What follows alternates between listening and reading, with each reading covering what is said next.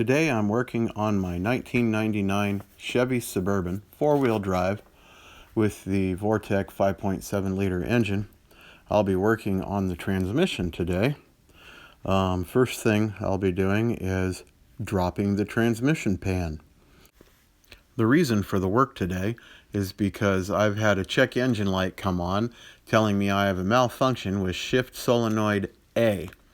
And so I'm going to go ahead and replace both shift solenoids and also replace the filter and of course replace the gasket.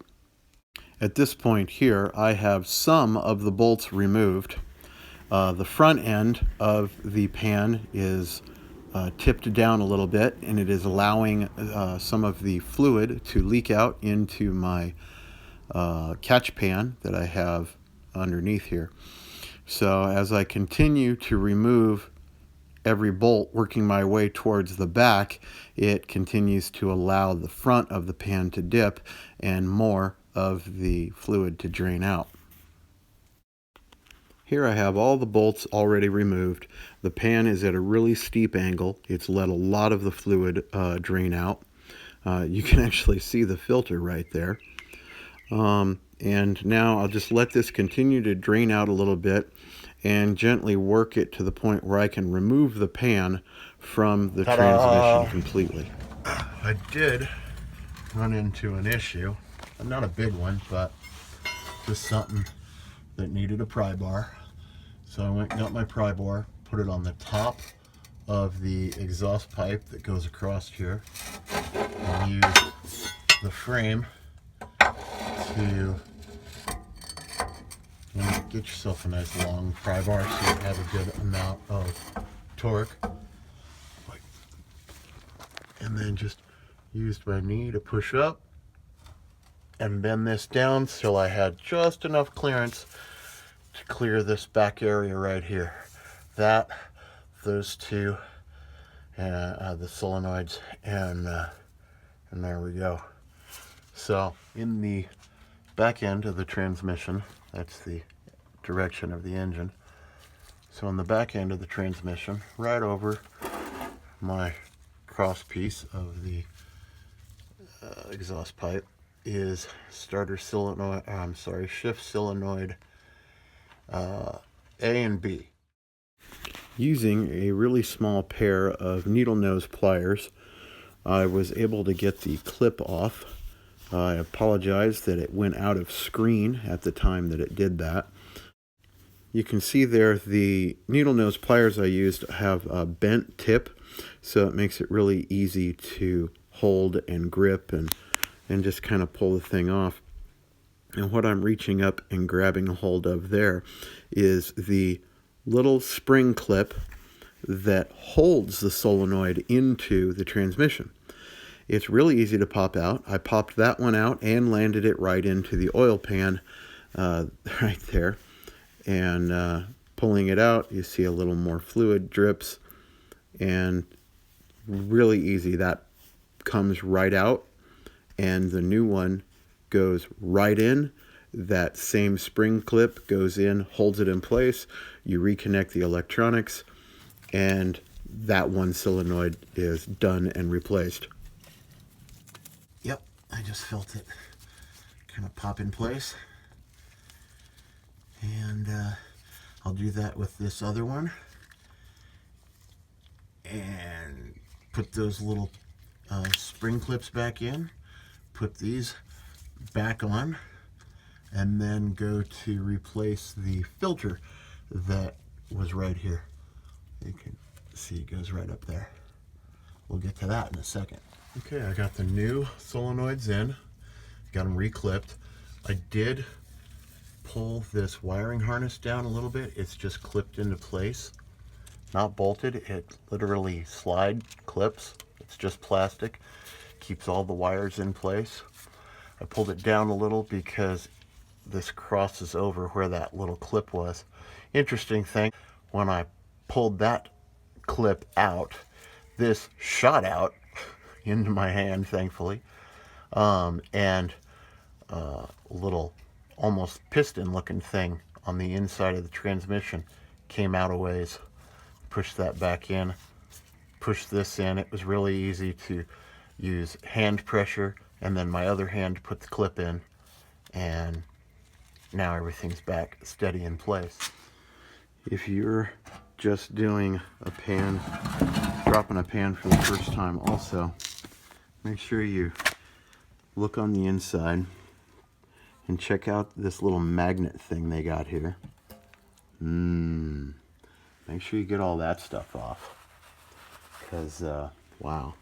And it's a good idea to just clean the inside. I mean, what we're looking at here is a buildup of microscopic, even on the top of the old filter, a buildup of microscopic metals.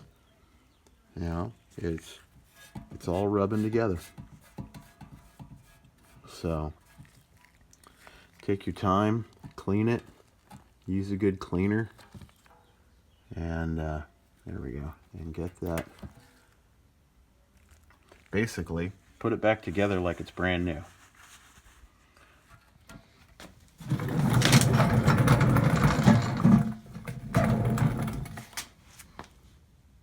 What a difference a good cleaning makes, huh?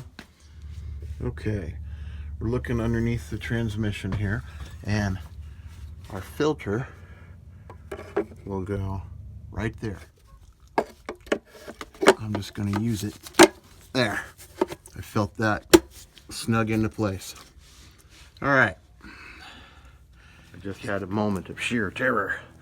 I put this on, and but I had this side up. None of the holes would line up, so flipped it over, printed side up, and okay, the holes are lining up. Yeah, moment of, oh no! After I finished dry fitting the gasket, I went ahead and dipped it in the old transmission oil so that it would become a little more moist and pliable and actually stick to the pan while I'm putting it up underneath. I've changed the perspective of the camera a bit so that you can have a better view as to that pry bar technique I used. It takes me a little bit to get myself in place, but you see I'm getting that where I'll be able to set the pry bar in place, move this cross piece of the exhaust down just a little bit, and that gives me just enough space to get the oil pan in. So let's skip ahead here. At this point, I adjust the placement of the pry bar, and using my knee there, you'll be able to see a little bit of movement, and I'll finally be able to get this empty oil pan in place.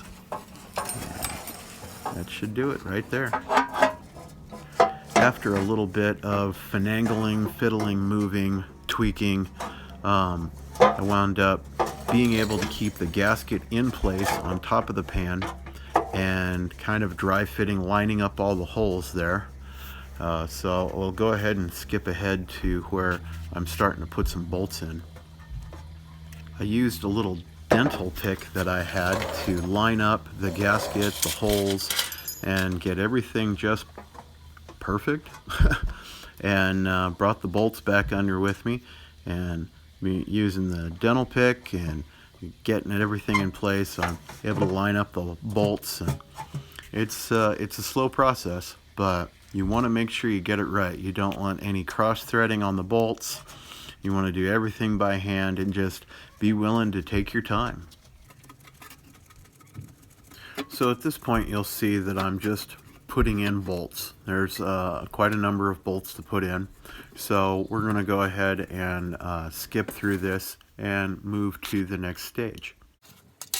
Once I had almost all my bolts in, I went ahead and grabbed myself this little speed wrench so that I could get them up and just kind of snug everything in place. We'll go ahead and skip around and move through this so you don't have to watch the entire thing as well.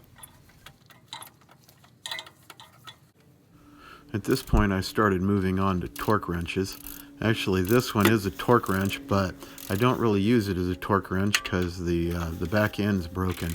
I use it more as a standard socket wrench.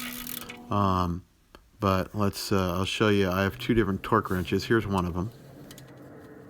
This one actually does not ratchet, so it's not a really friendly wrench, but it's easy to read, and with the long kind of ruler setup it has.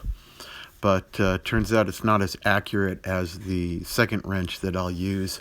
We'll move forward and I'll show you that one. Here's the nice torque wrench that I like to use when things really need to be accurate.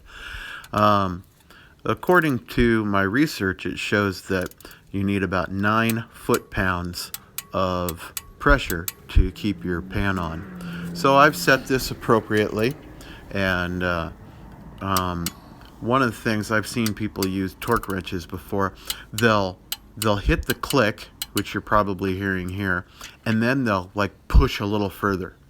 No, when the click happens, that's when you're supposed to stop. And you'll notice the way my technique is, I'll click and then I'll back off and I'll move forward and click, because I want to make sure I actually get that, not just, oh, I got it because I was pushing at the time. And I do this, I'll go around this transmission pan 3 different times with this wrench. No, I'm not going to have you sit there and watch me do it. This ought to be pretty good to give you an idea of what I'm doing. Let's skip ahead. Now it's time to add the transmission fluid. And in this 99 Chevy Suburban, that's back here. Just raise the little lock critter, pull out the big long dipstick for the transmission. Oh look, it's empty. Stick in this guy right here, the funnel. I've got a really long funnel which fits in quite nicely and snugly, so I don't have to use like 8 hands. And then according to the manual and all the online research, 6 quarts. So I have 2 1-gallon transmission fluid bottles. So if I use 1.5 gallons, that'll make 6 quarts. Yay, math is fun. I went ahead and poured in 1 complete gallon. And then the nice thing about these bottles is they have a little clear window on the back, so you can, and graduated lines like on a ruler to tell you how many quarts. So I emptied this bottle. I then opened up the second bottle and poured in half. So then I knew I had 6 quarts.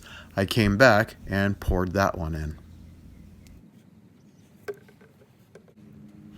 After that, we just take it for a little test drive. I wound up putting 11 miles on it, checking the level of the fluid afterwards, and was satisfied. So, hope this was a helpful video for you. Thanks for watching. Take care.